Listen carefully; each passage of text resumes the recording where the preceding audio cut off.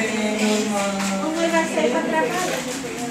Não abra a porta para ninguém. Por que, mamãe? Porque, meu filho, aqui na redondeza tem um lobo muito perverso. Ele não pode ver. Eu quero dizer assim que ele tem um gordinho como vocês, que ele vai logo comigo. Ai, mamãe, que medo! Não, meu filho, feche a porta, feche a janela, não deixe nada aberto. Tá E se certo. alguém chamar, já sabe o que deve fazer. O que é?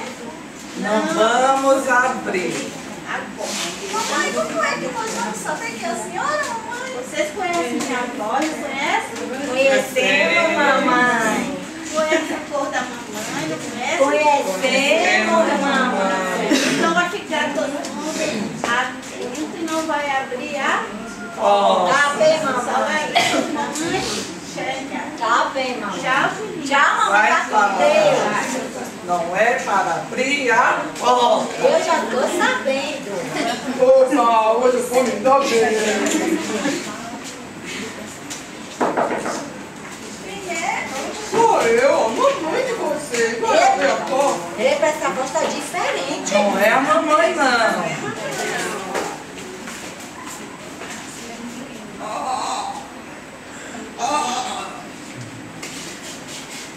Oi, filhotes, mamãe chegou. Abre a porta.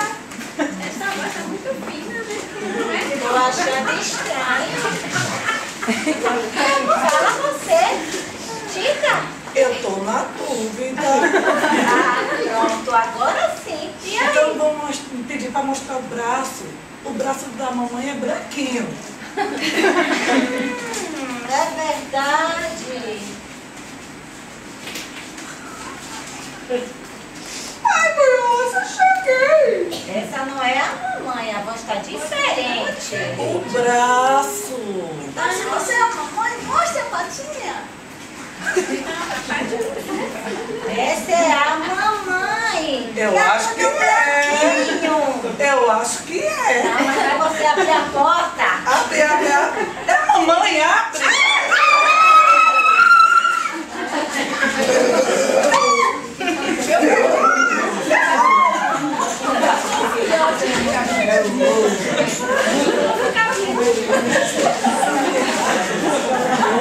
Eu acho que eu vou descansar um pouco, estou com a barriga muito doente.